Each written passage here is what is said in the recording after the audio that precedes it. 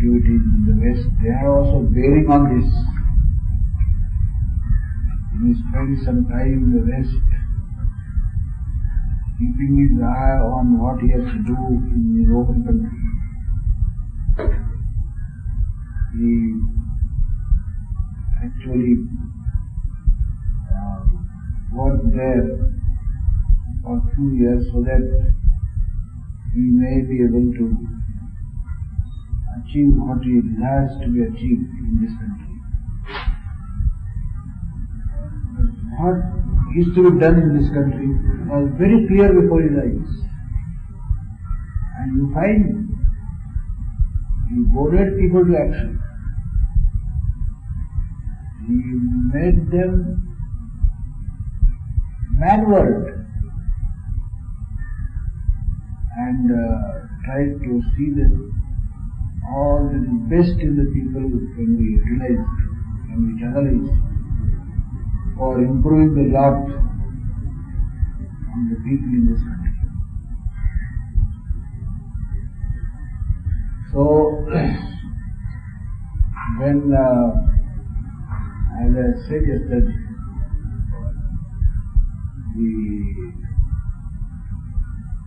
the little experience I had during the preceding 30-40 years,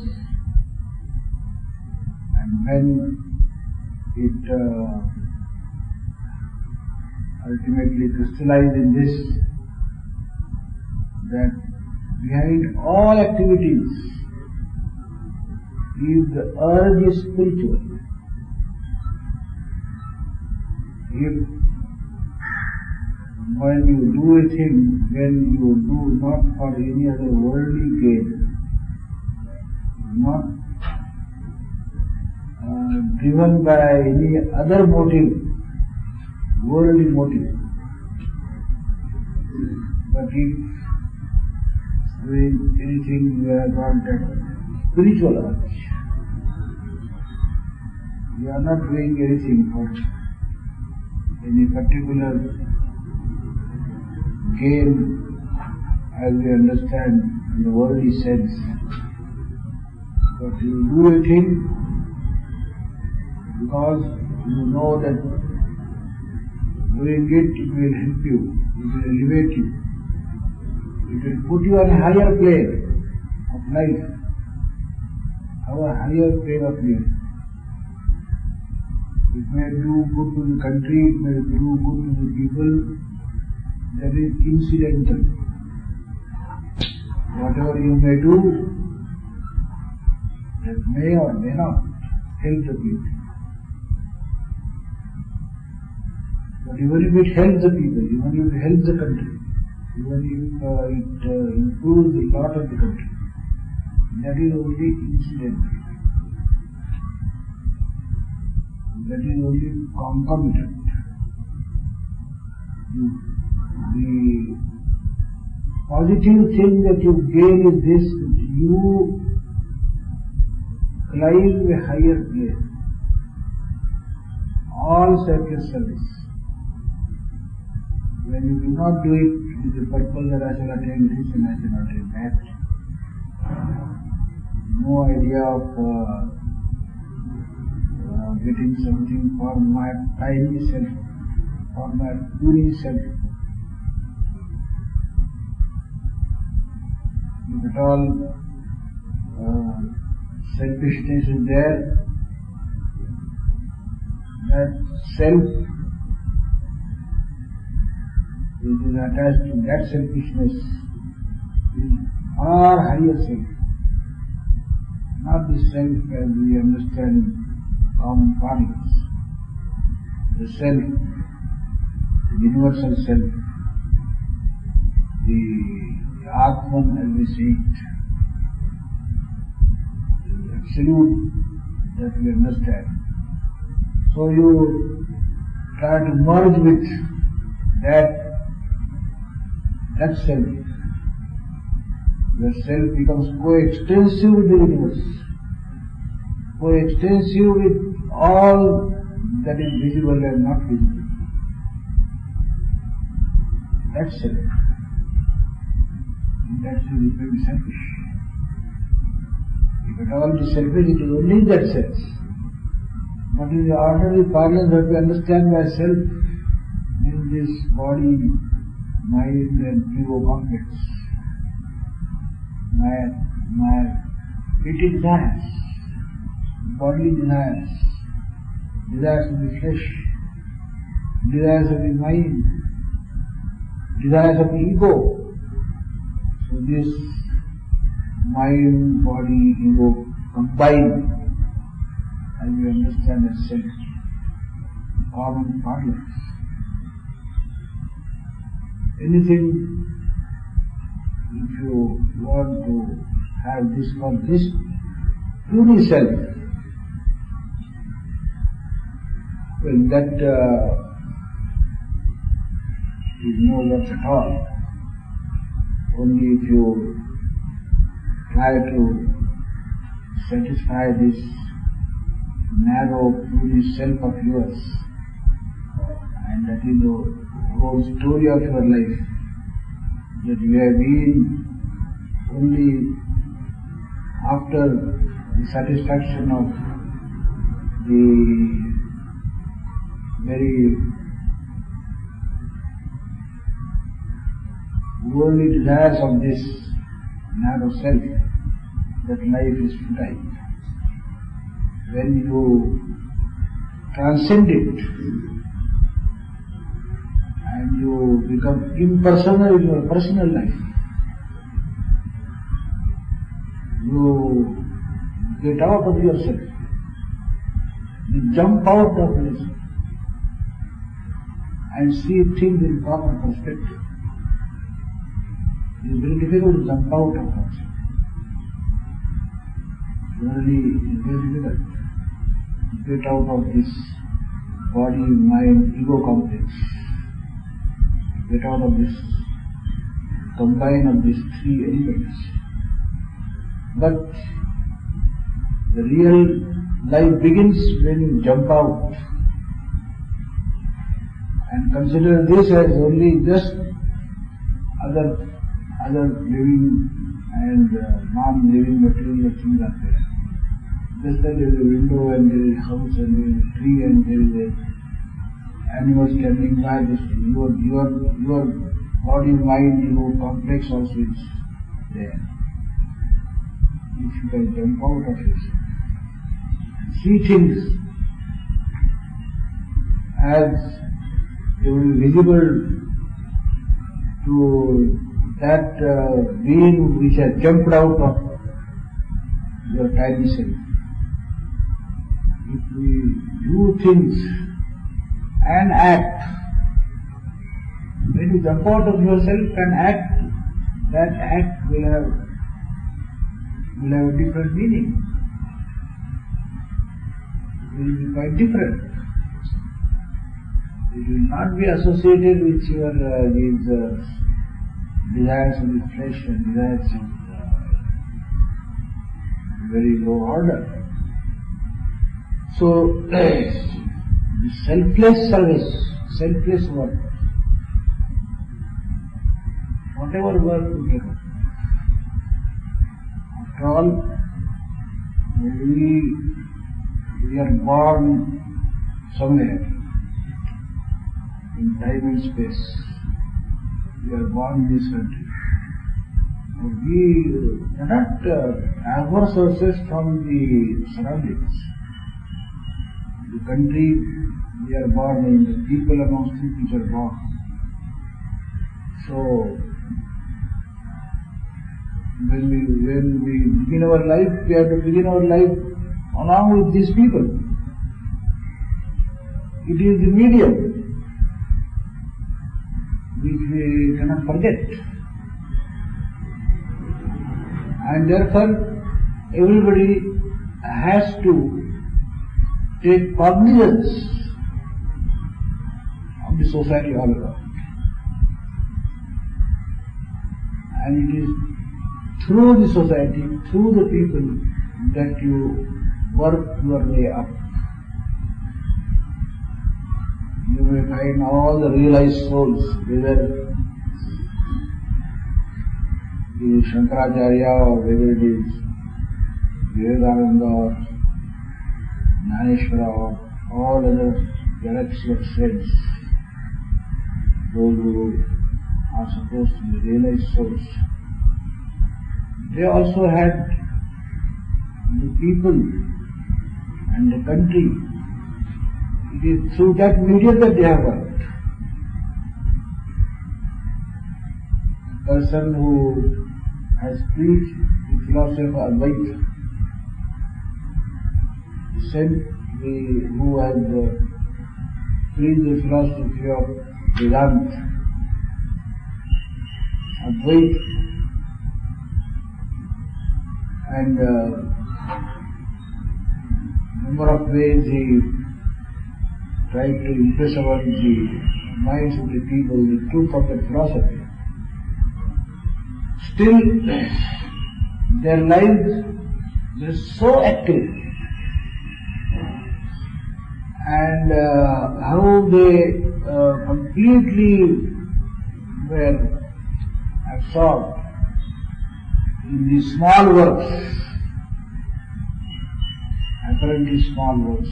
Even according to their own philosophy, they were trifling, because this physical world and this that we see, that meets the eye, was nothing but a bubble for them.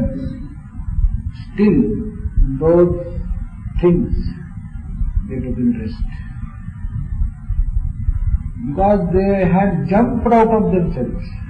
They could do it in person. They had no attachment to that. Without attachment, they could do it. Such a work, if you do, while you attain God or attain salvation or attain what you call mukti, at least you pave the way for it. At the same time, you serve the purpose for which the world is created. You serve the purpose of this creation. Because you are also a part of the creation. So, because of your transcending this plane, you have gone a higher plane and you understand that it is not be all and the end all. Still you are in creation. So you serve the purpose of the creation at the same time. You transcend this and pave the way for your own realization. So, this mode of living, Swamiji preached, and we took a clue from them, clue from Swamiji's philosophy and all others who preceded Swamiji and who succeeded Swamiji, who emphasized this philosophy, serve man and serve God.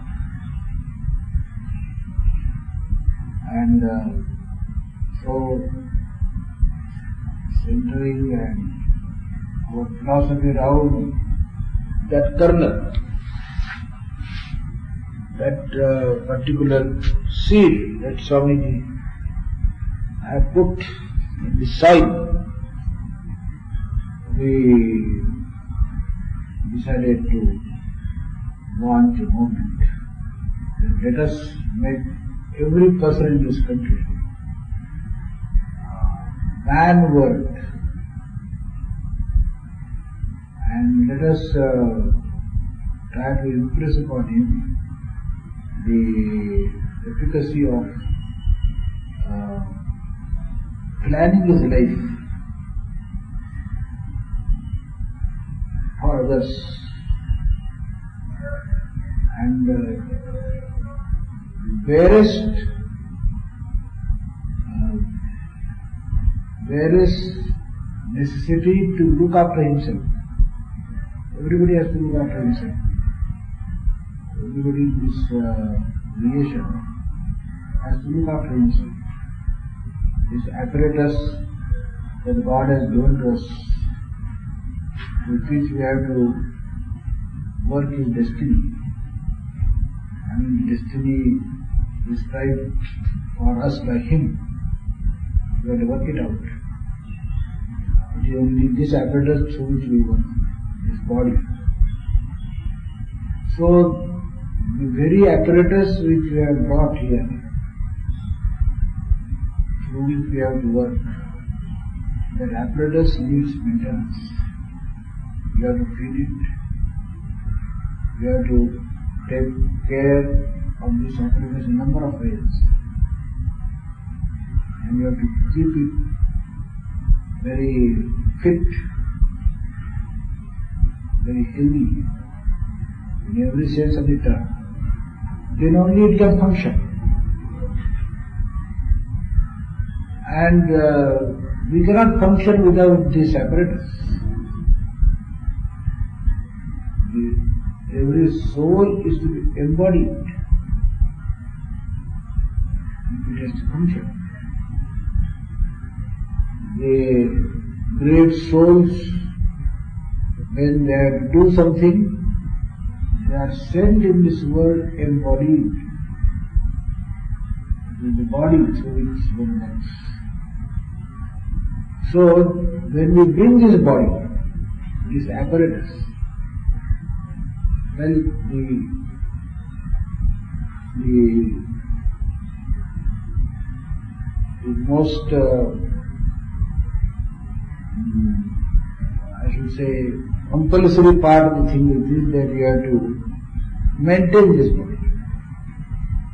You have to take care of this body. You can't neglect it. You can't ignore it. It must be given its due. It must be given rest. It must be given food.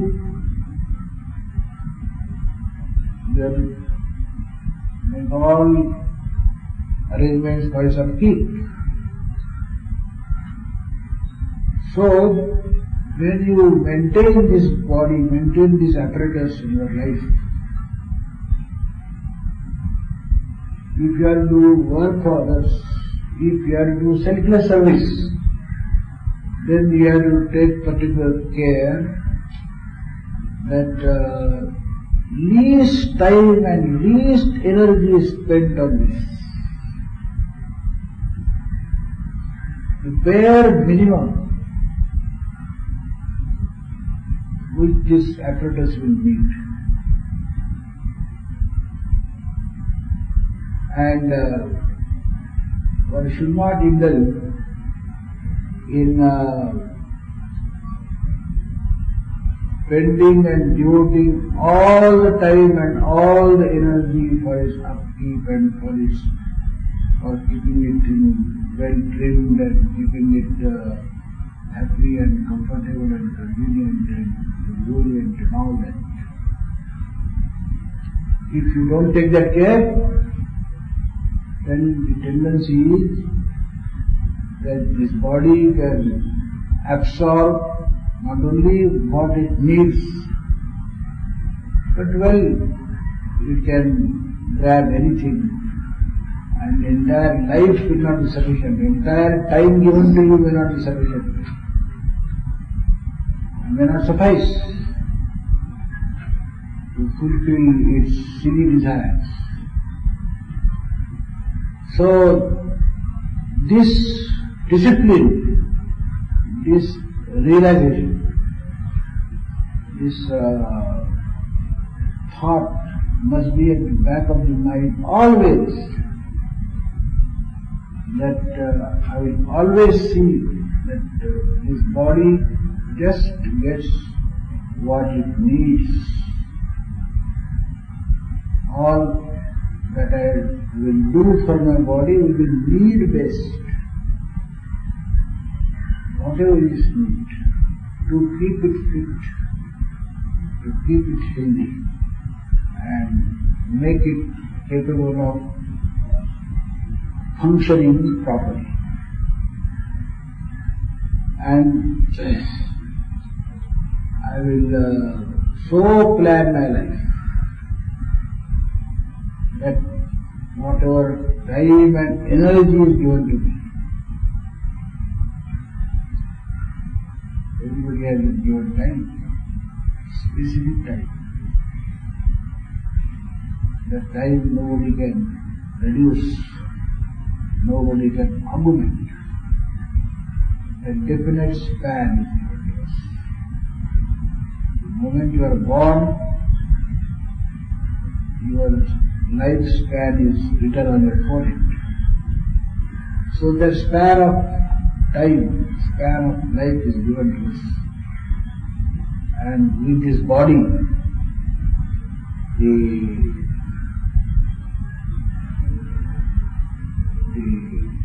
amount of energy that this body will generate, that capacity also is given to us.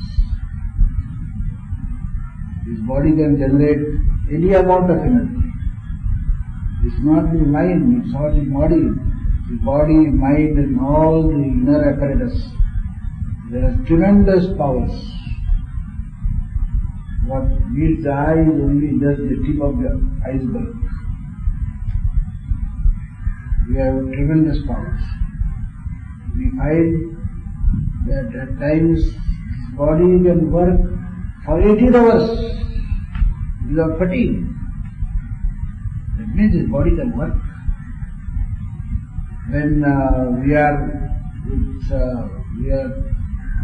fervor for a particular work, we have mind in it. We are one with the work. We don't remember anything but the work. And for that work, the body can work. Body can work ceaselessly, cheerfully. Not a sign of fatigue. For 18 hours it can work. 20 hours it can work. When the time demands, it can go without food. When the mind says, no, I shall not take food, it can survive for 21 days, 50 days. Tremendous powers this body has been given. Both mental, physical, tremendous adjustability. You can adjust any climate. If it is scorching heat, it may be freezing point outside. It has the ability to adjust so many faculties and so many capacities we possess. Certain amount is very visible from the very beginning, from the very birth. But we have also been given the potentialities. If we want, we can make them patent. They are all latent. So with patent powers and latent potentialities, we have been sent here. It is up to us whether we make those latent things patent. Whether we take a special care, special effort to see that whatever is within, let us bring it out. Whatever I am capable of, let me actually bring it out. And that is why we say that we find that people who get opportunities, who utilize opportunities, they become intellectual giants. If they cultivate, they become master of many arts and master of many sciences. And their body, their mind, everything ascends to great heights. So, we have been sent with a span of time. We have been sent with a reservoir of energy. We have been sent in the form of this body, a dynamo, which generates energy. All sorts of energy, mental, physical, everything. Now we have to utilize it. Either we can utilize it ourselves. If we get more intelligence, if you get more capacity to invent and more ingeniousness and so many other faculties, we can utilize those faculties on pleasures, bodily pleasures. Inventing ways, inventing 100 sorts of good dishes to eat and 100 sorts of pleasures, their permutations, combinations, and seeing in this country, seeing in that country, going to the West, going to the East, what they do, how they enjoy, and how they satisfy their senses. All the intelligence that has been given to us, that can be spent on those things. If we want to remain on the level of only a rational animal, in a sense, when a person is satisfied with this rational level plane, rational animal plane, that only means that he wants to live as an animal, and his rationality is to be used to fulfill all animal desires, which unfortunately the animal doesn't possess. He cannot use intelligence, a cow cannot use intelligence, the tiger cannot use intelligence. They have not been endowed with intelligence. But man has been endowed with intelligence, so now he can utilize intelligence so that he can eat and he can all the ahara, nidra, bhaya, so all these, the prey of all the four things with the help of this rationality. And with all the faculties that you can develop along with this rationality, you can have a very sumptuous life as far as the satisfaction of his animal desires are concerned.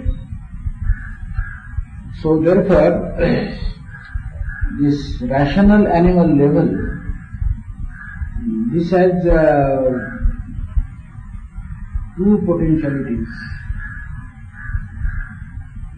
With this rationality, this man, who is simply the rational animal, he can go even below the animal level, below the animal. And with his rationality, he can rise above it. He can cross many planes above. But at the same time, because of this rationality, an animal is conditioned by instincts and by God has planned for him. God has planned all his life. Animal life is foreplanned by God.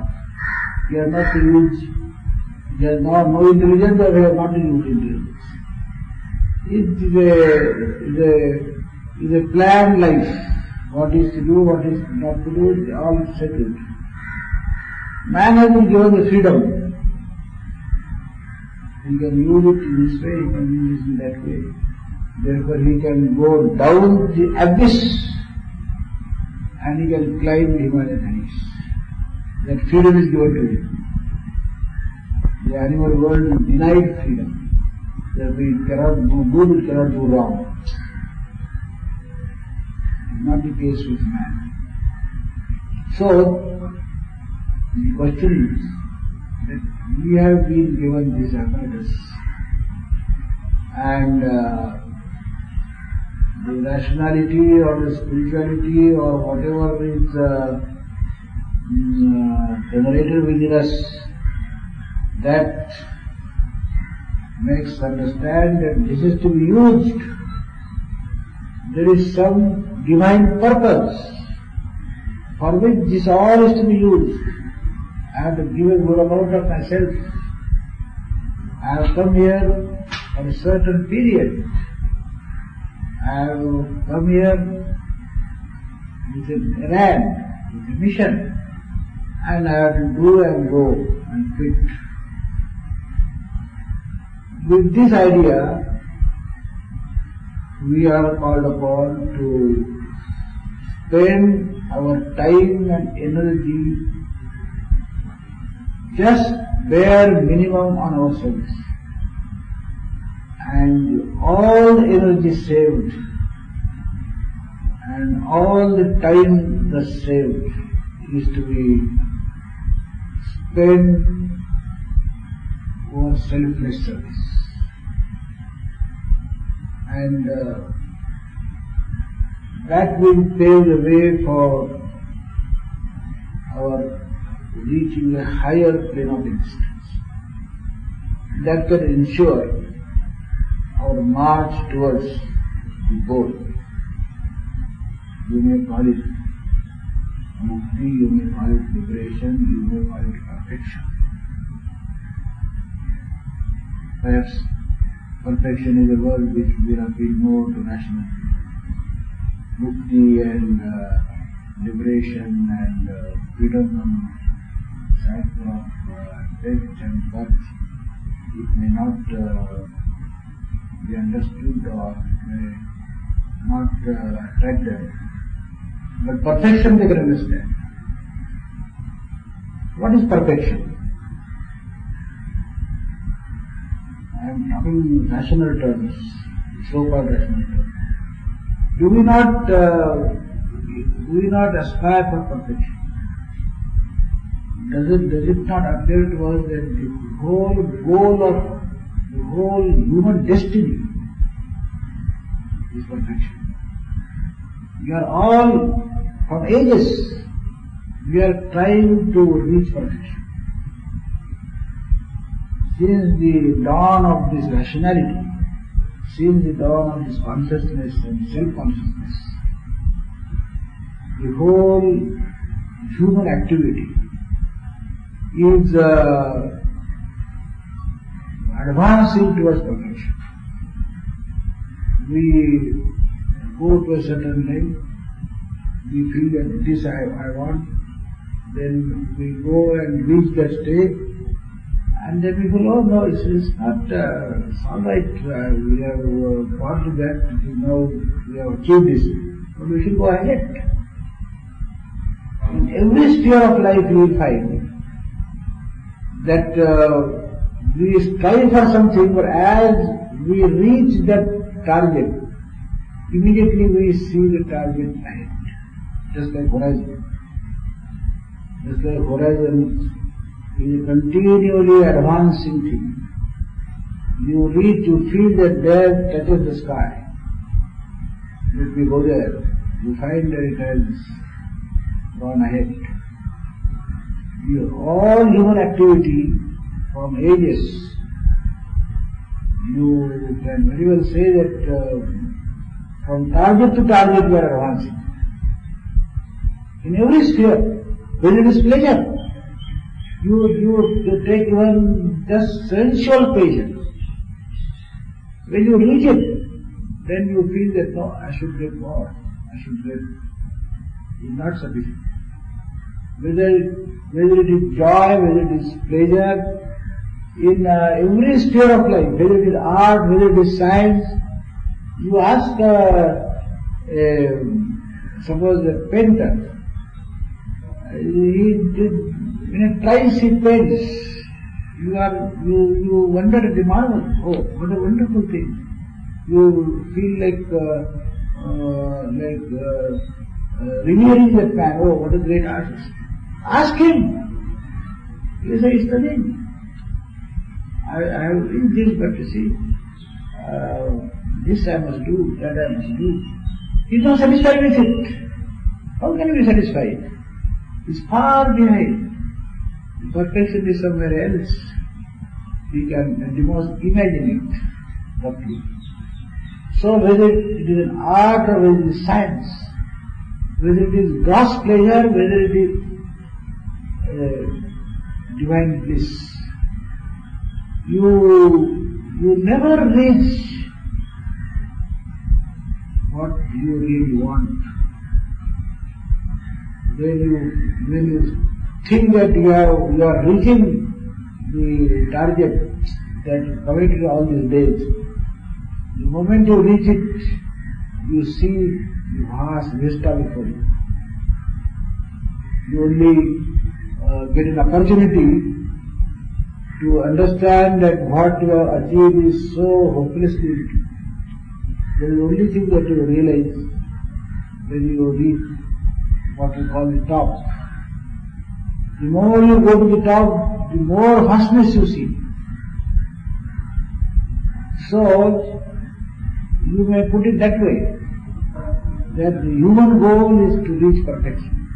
What is perfection? Can we think of perfection?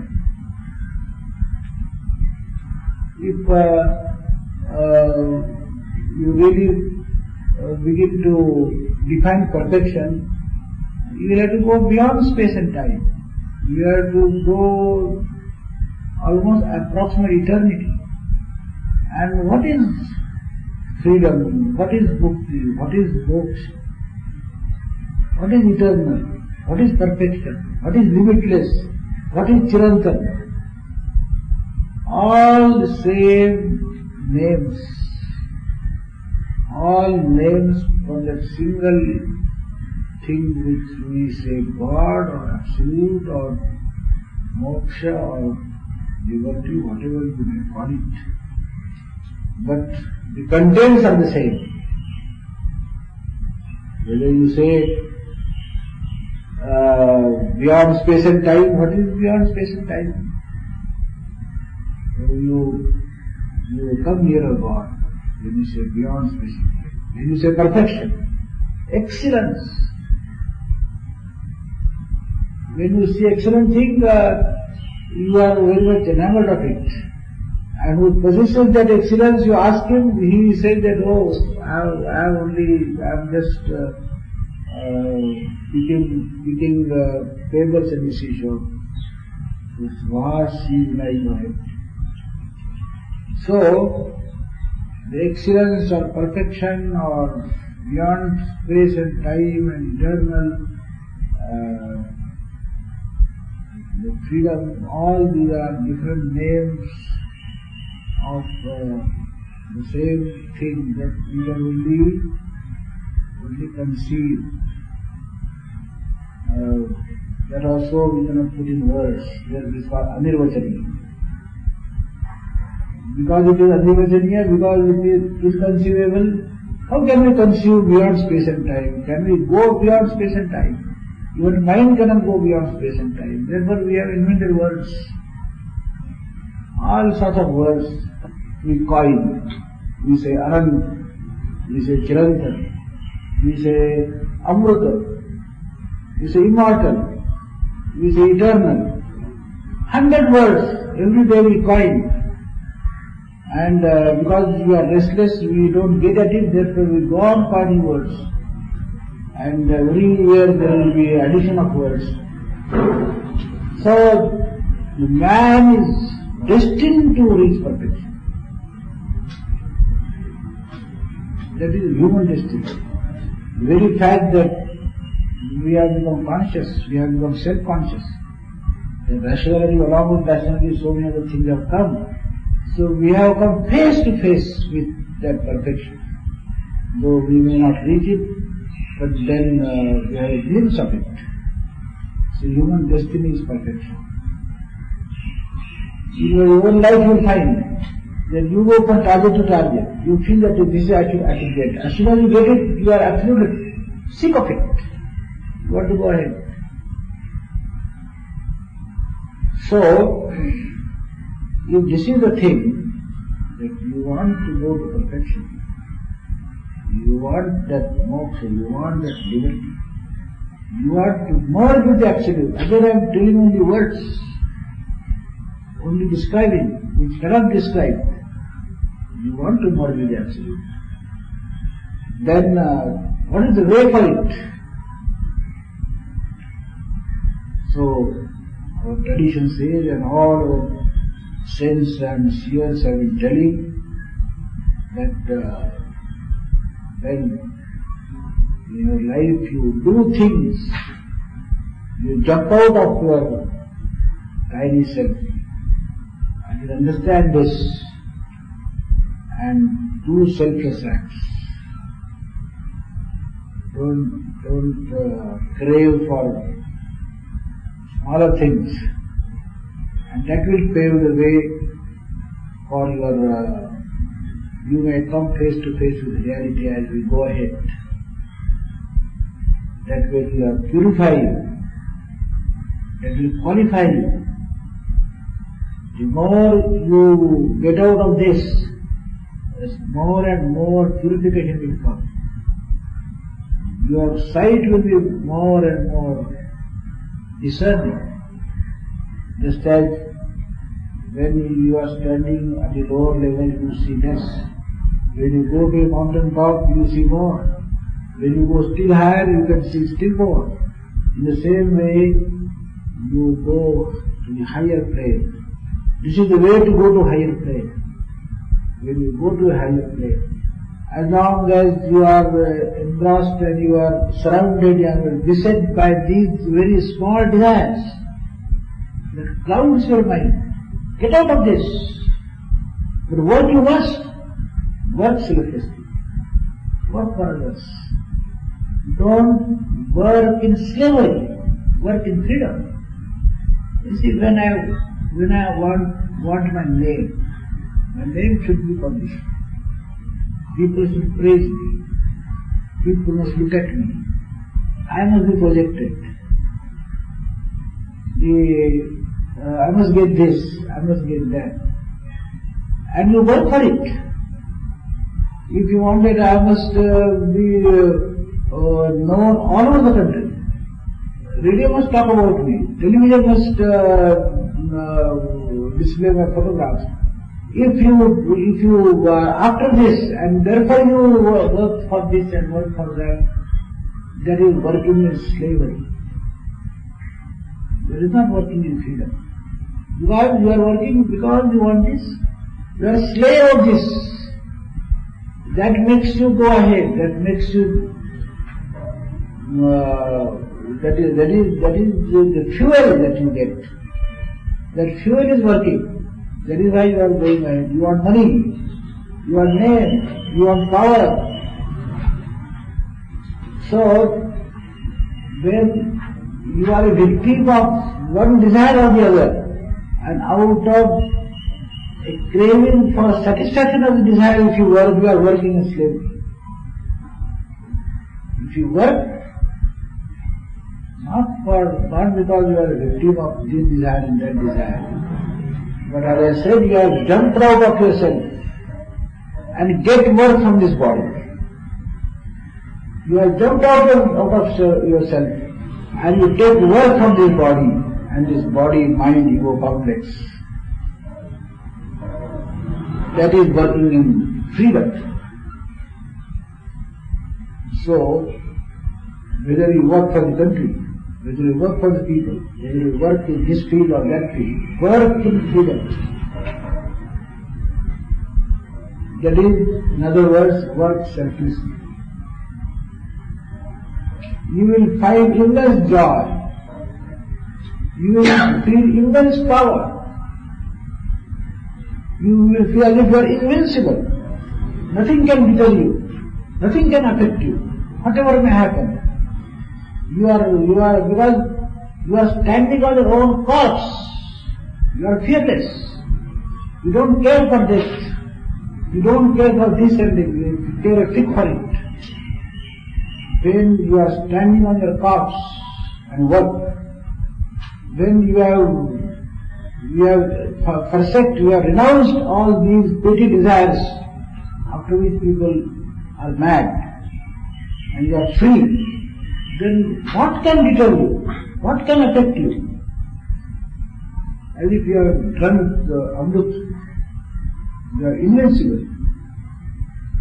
So, that is the way to go nearer what you call the perfection, what you call the liberation. And you can do all things, activities not the anathema for it. Your spirituality, your going towards perfection doesn't mean that you should make a long face and sit and simply stare at the sky in abstract. You can do all things, whatever things are good upon your light, whatever you feel that you are cut for, whatever you think that you are ordained for, do it. Jump headlong into it. It will never affect you. It will never deteriorate you. They only deteriorate when you don't work in freedom. Because those activities, they come with all sorts of things which will pull you down.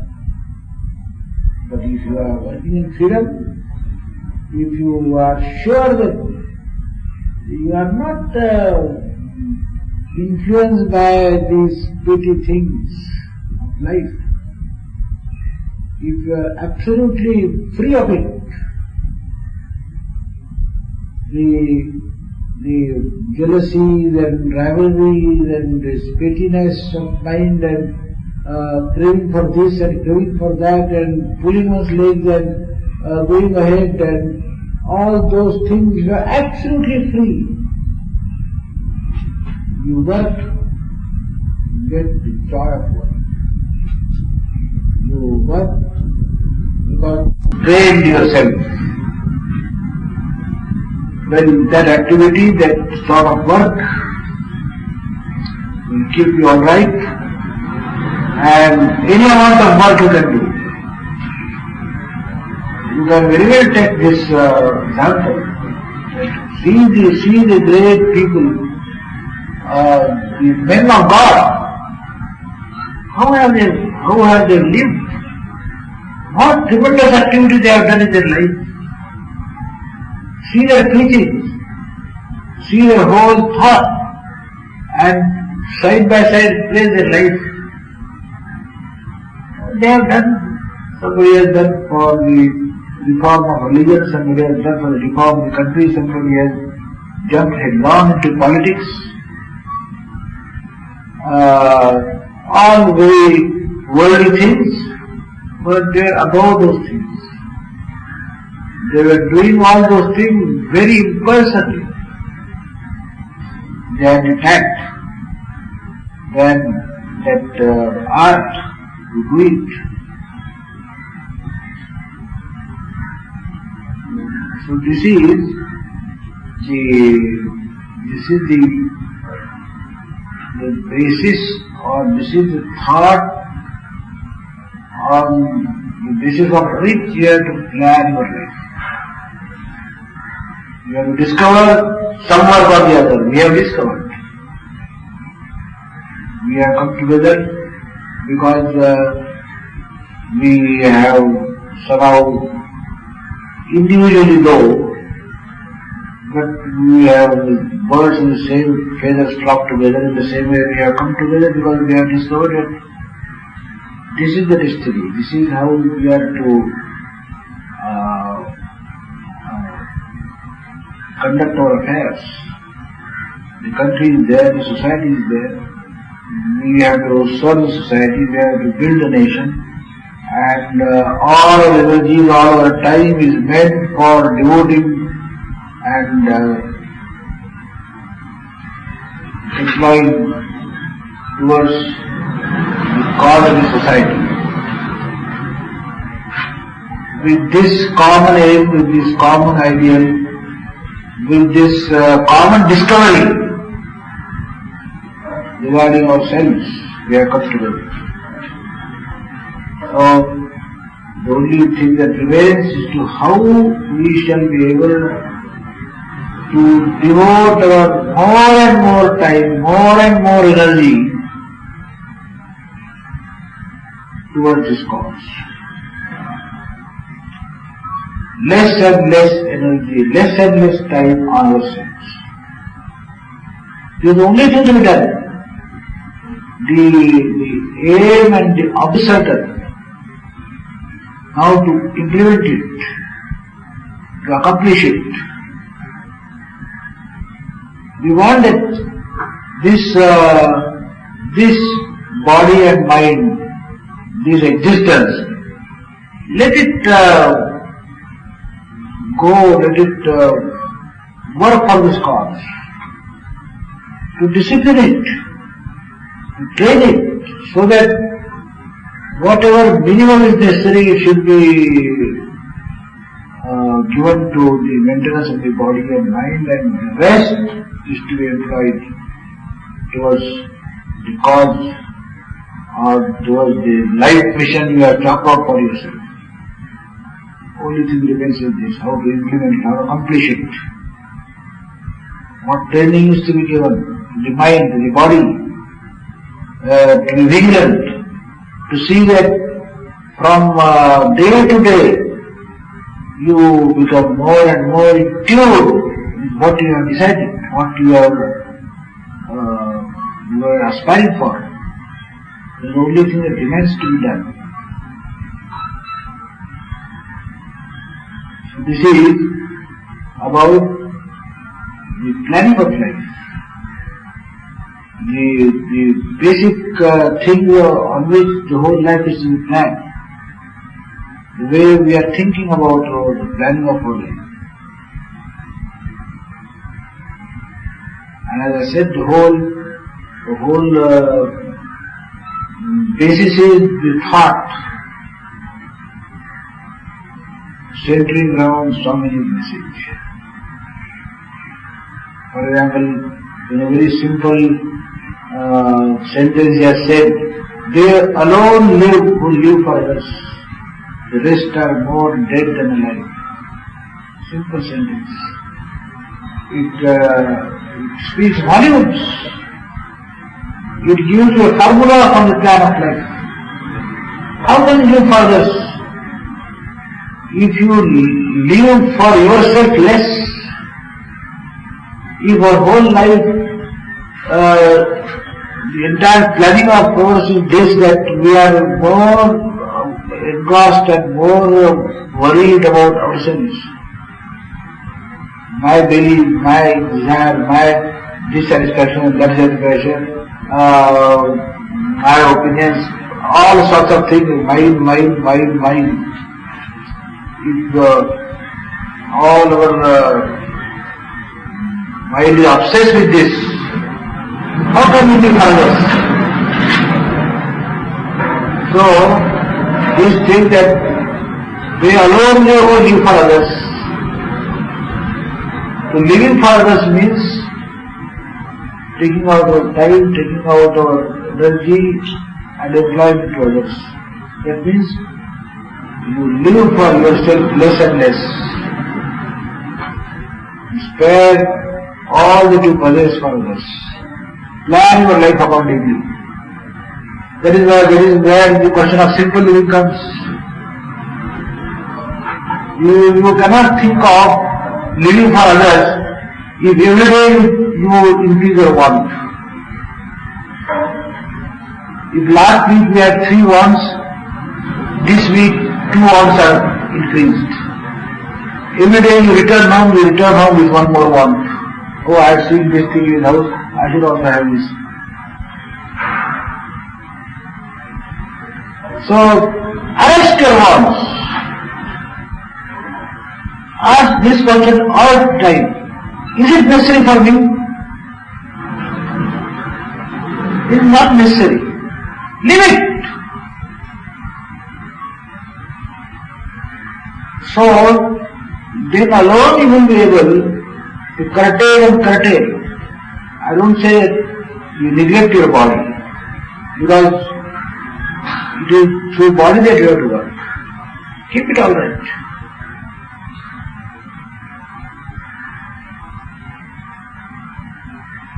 Do justice to it. But do not fondle the body in such a way that everything, every little thing that you see in the world, you think that it is a want. You will be able to differentiate What is the basic need? What are the primary needs? So, if we are ruthless to ourselves, in the sense that whatever is needful, that would be given, that I am entitled to consume, and I must always be vigilant about it. We should never allow to escalate our wants. You are your own judge. Nobody is going to prescribe norms and rules and regulations for you. You know yourself. You know what you want, what needs. So, the philosophy of simple living, that also is a corollary to this.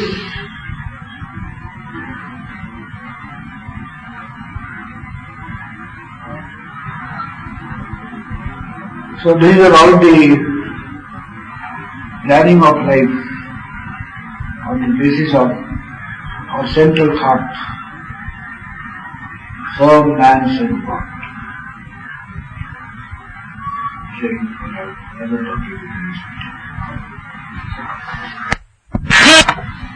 Any questions on the topic I discussed? Commentary to what I have said.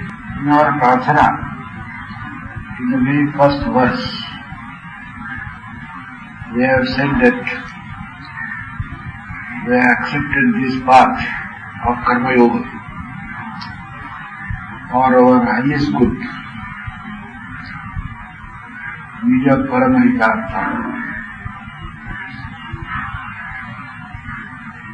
That Paramahita is, you may give it any name. This moksha may be Paramahita, perfection may be Paramahita, God realization may be Paramahita. That is why we have not used that moksha over there. We have put it in general terms. Whatever may be our conception of that Paramahita, Parama Kalyana, Parama Purusharth. These are again words. Parama Purusharth, Paramahita, Parama Kalyana, Nishreyas, Shreyas, as distinct from prayers. So we prefer to use general terms. That way, traditionally, this Paramahita means only moksha. There is a philosophical term or the spiritual term. And we have said that Nitya Paramahitartham Karma Yoga Kanishta. So basically, we have accepted this path of action, path of karma.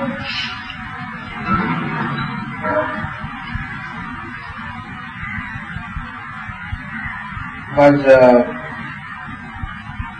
we are a service organization. Service means activity. Service activities are there. Number of ways service can be done. Selfless service can be done.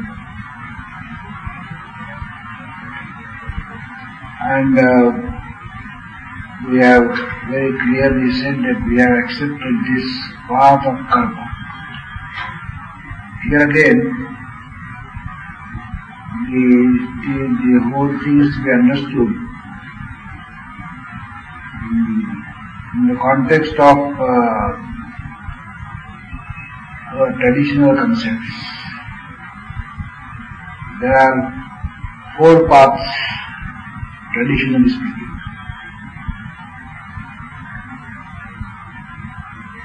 the path of action, path of devotion, path of knowledge, and the path of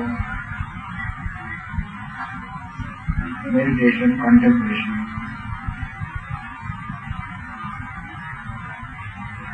So these four paths have been talked of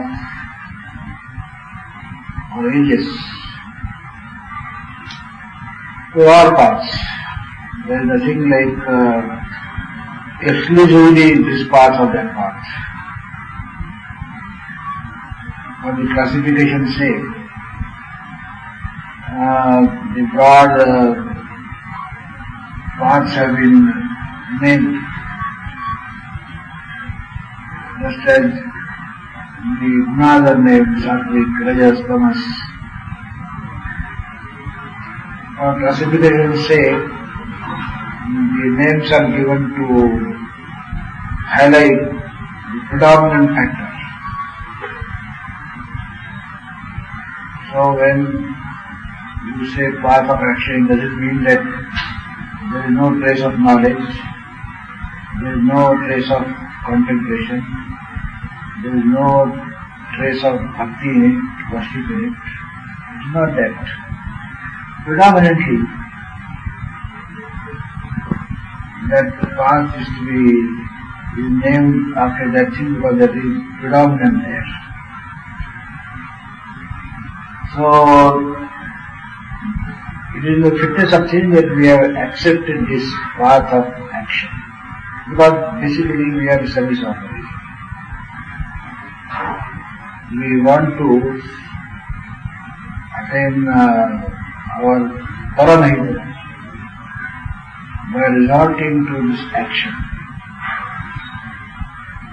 resorting to this path. We don't deny that there are other paths. There are other paths. This is not the exclusive thing. But we have accepted this. So, implications of this we must discuss.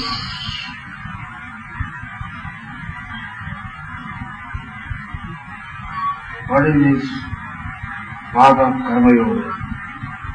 In the previous talk I have told that this karma in karma yoga refers to selfless work. Only selfless work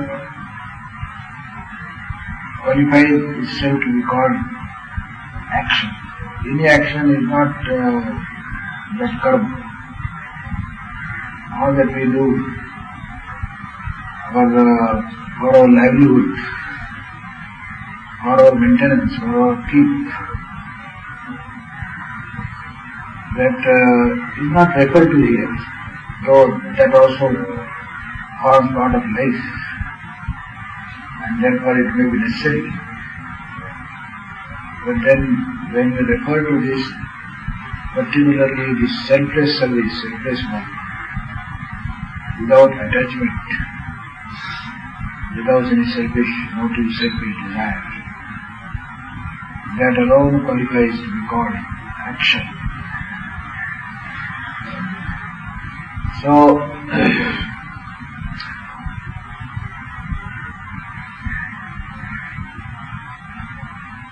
we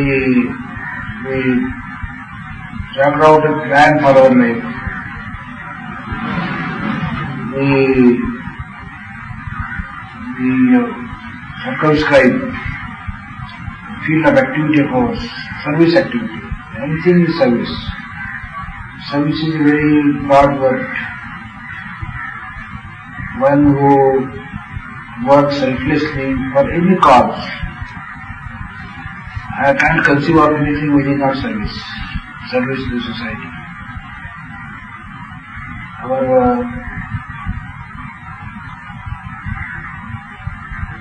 Sometimes our mind is conditioned. Sometimes we feel that giving food to the hungry, or giving medicine to the sick, or giving knowledge to the ignorant, or otherwise help others who are denied the primary needs of body and mind. That is service. Generally, this is the conception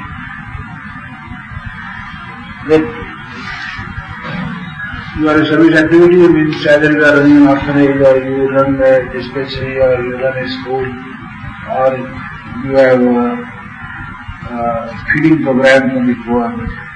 So these things, when the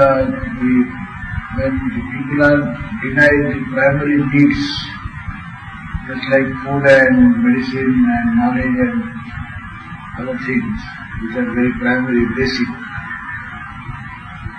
without which man cannot properly live. So all the activities which are associated with the fulfillment of the primary needs of body and mind of the people, they are service activities. But this is a narrow connotation. That way, service is a very broad term. If you impart training and knowledge to a person so that he may stand on his own legs, you may not be required to feed him and dole him out some food and medicine and this and that. You educate him, you train him, impart certain training to him, and you make him self-reliant, self-respective, self-reliant, so that he stands on his own legs. That is also service, very significant service.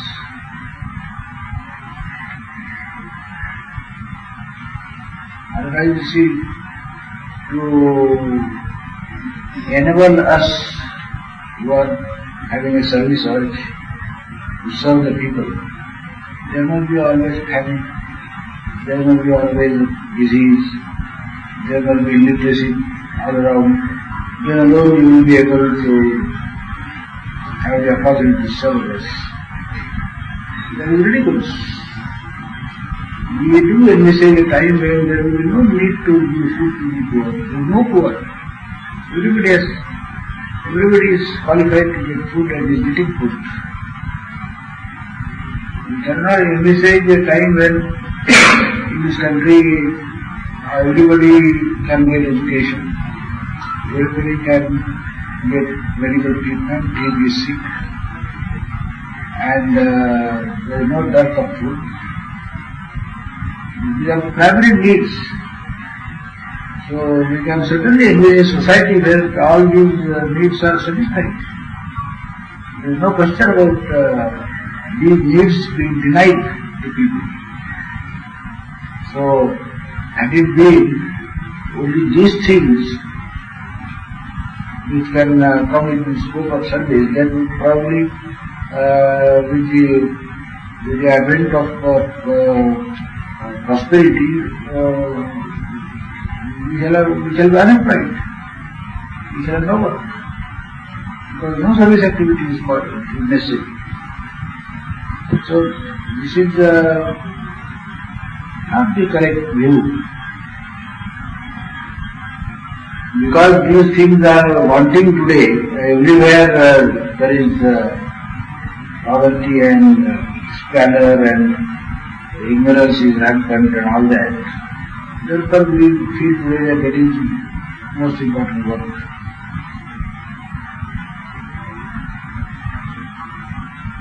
When a person is afflicted, he is affluent. There is no dearth of food in the house. he is getting food to eat, he is getting close to air, he has shelter, everything is alright. But still he is unhappy. He is afflicted, mentally afflicted. Affluence is there. There is affluence in every other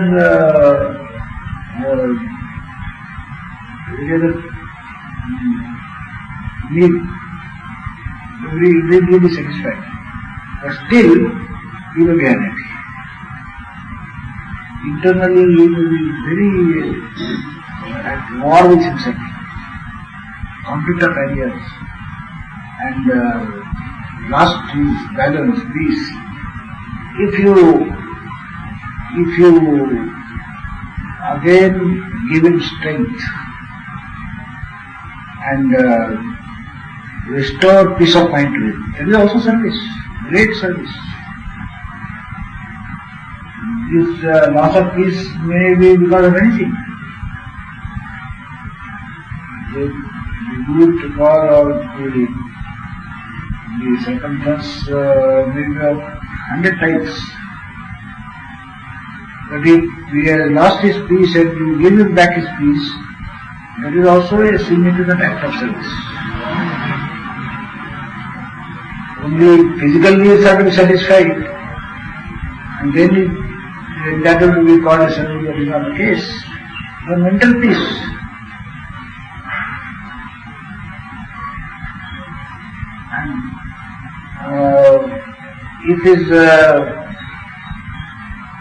If he is purposeless in life, if there is emptiness in his life, if there are so many things, but he has no sense of purpose.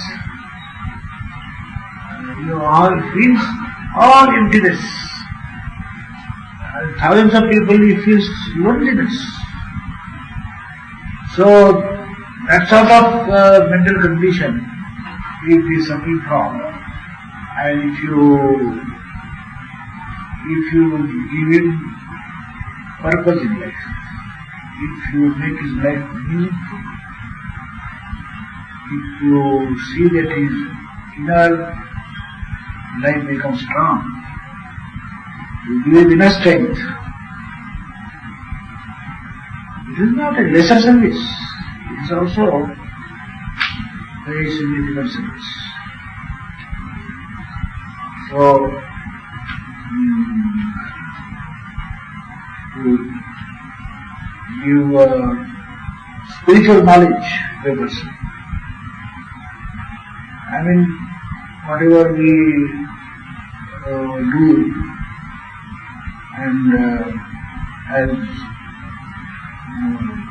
simply world-wise people do,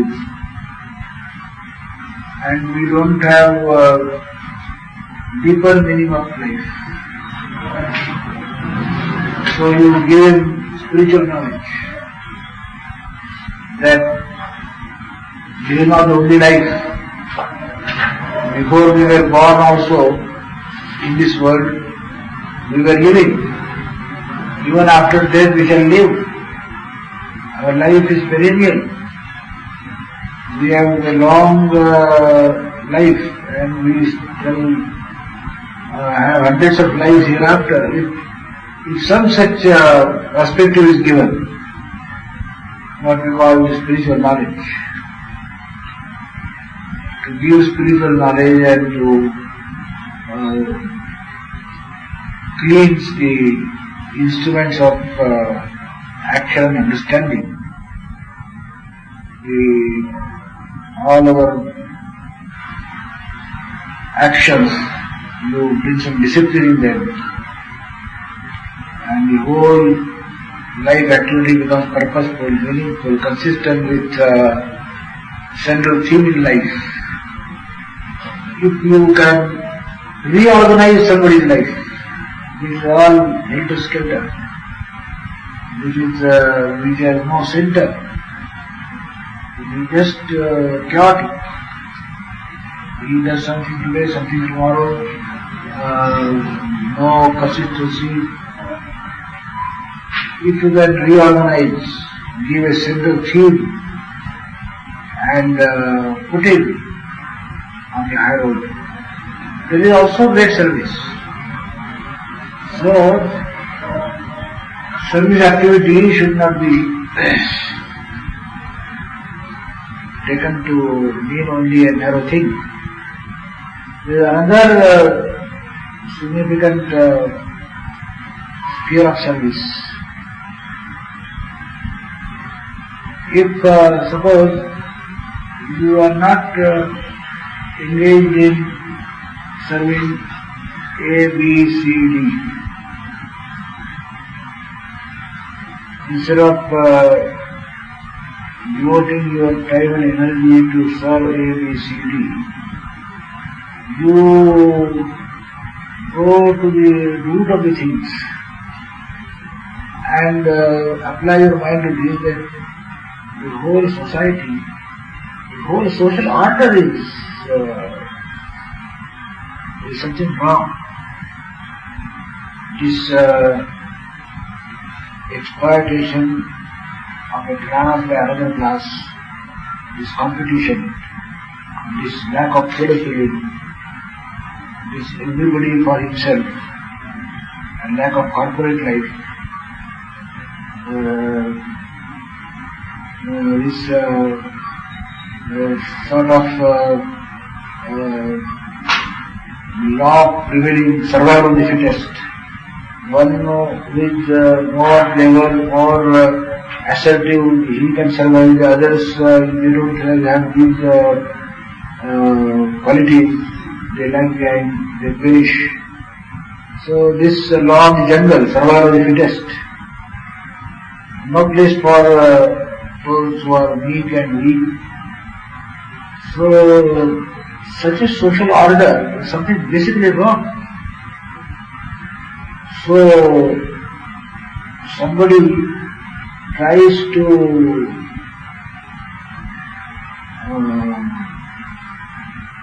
evolve a more efficient social order,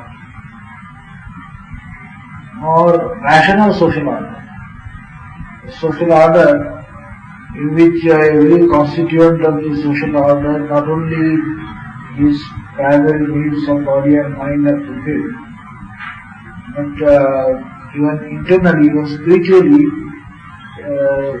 he gets abundant opportunities to develop, and his life becomes peaceful. He is very enjoys his life, feels happiness, real happiness, not simply because he is eating and drinking and taking care of, but otherwise he feels a contented, happy life.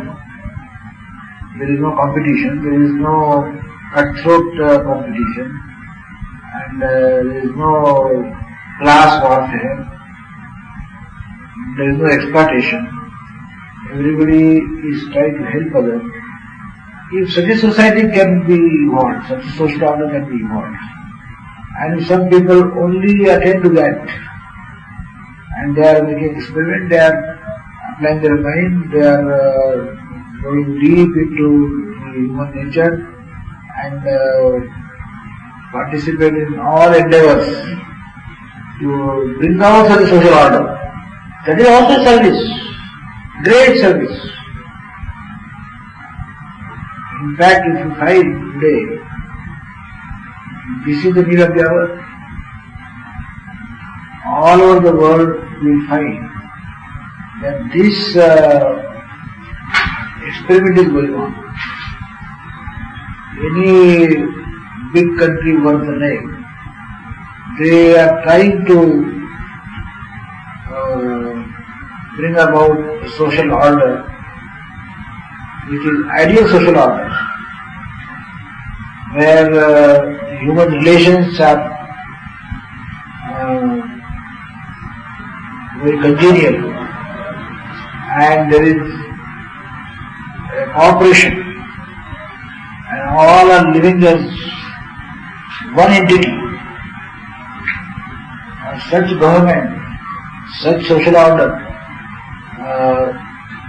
they are trying to build in different parts of the world. Of course, different people, because of their different background and different heritage, they may have their own conception of good and bad. They may have their own conception of happiness and unhappiness. But according to their own conception of happiness, they are trying to bring about happiness.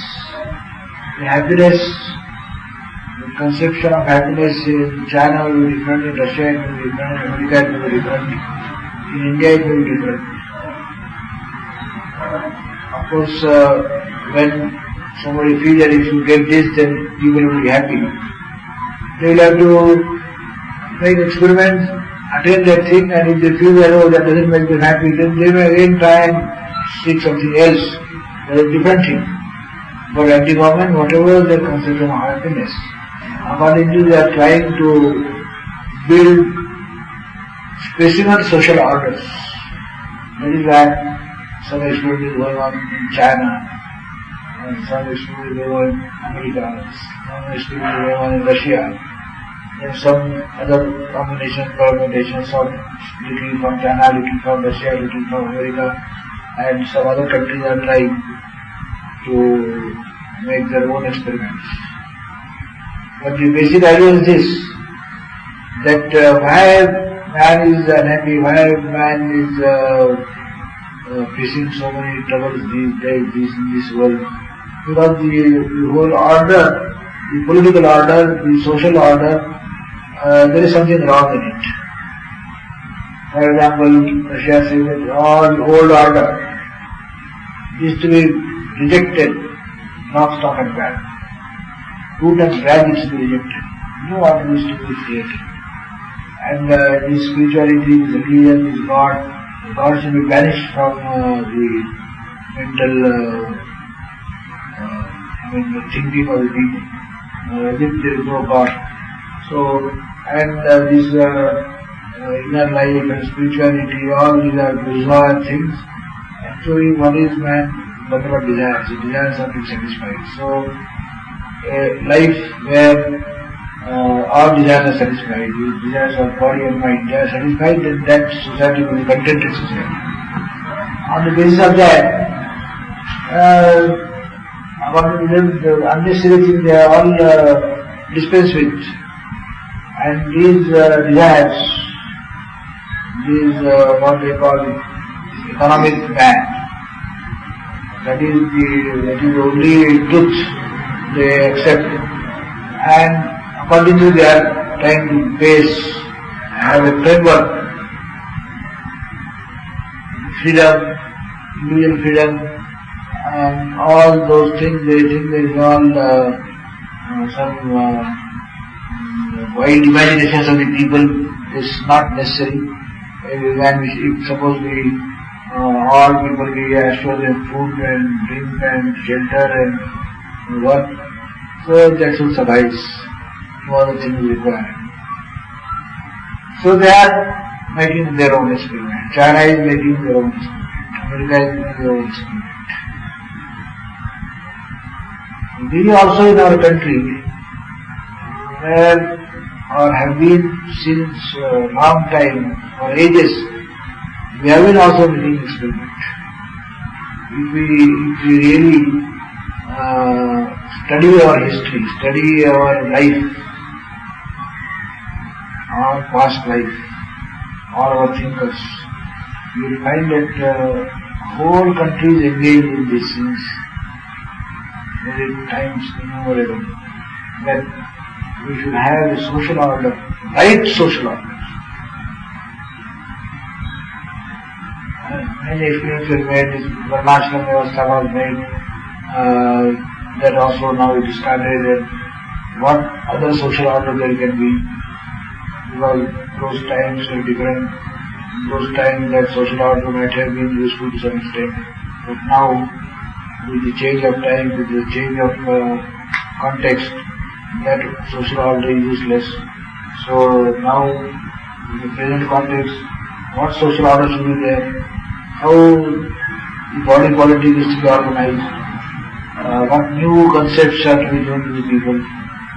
So here also the thinkers, deep thinkers, they are more engrossed in this problem. What should be the social order? So this is also a very important sphere of service. It will be a great service rendered to the whole world. The world is in need of it. If suppose in some part of the globe, or say in India, we create such a social order, where there is no exploitation, where the best in the man, it can be brought out. Man is not considered only the bundle of desires, physical desires, but man is supposed to be not only body and mind, but also there is something else which is to be satisfied. It can be described in terms of worldly things. So, if taking into consideration the aspirations of man, totality, full picture of man, all his aspirations, they are taken into cognizance, and accordingly some order emerges here. And if the world sees that, very effective social order where everybody progresses, everybody will have freedom, at the same time he is not denied the primary needs of body and mind, freedom is there, all his desires are satisfied, he is free to follow his spiritual pursuits. Such a social order, if it is established here, and people see it, and they feel like imitating it, and in their own lands they try to establish on the specimen provided by this country, what a great service we shall be rendering to the whole world. Perhaps that will be the similar act of service to the whole world. So service is to be taken into consideration in a very wide perspective. And when we say that we serve our nation, we serve our country, we are for the service of the country, we have taken the service activities. Service activities include everything, all the things that we have just now enumerated broadly. This also is service activity. And in fact, when we say that we want to serve our nation, the best way to serve our nation is this. Instead of attending to all the individual needs, only treating the symptoms, find the root cause of the disease. It is social order. Out of this defective social order, all these ills are created. Why the country is poor? In spite of all the bountiful nature, why this country should be poor? People are not working. People are not industrious. Why they are not industrious? There is no discipline. Why there is no discipline? All these things, you find a solution and you establish a social order in which slowly things will begin to improve. This is the real service, if it can be done. It doesn't mean that other things should not be done. Other things also can be done. If people are poor, you feed them, there is no medicine supplied to the people, there is no dispensary, no hospitals, you establish hospitals. Certainly do it. Those things are not to be belittled. Certainly we shall do it. But the basic thing we should not be oblivious to. And as a nation, we have been engaged in this for all these centuries. And our contribution to the world our contribution to the world. Because every country has to contribute to the world, every person has to contribute to the sum total good. Every nation has also to contribute. In the community of nations, every nation has some role to play. India also has a role to play.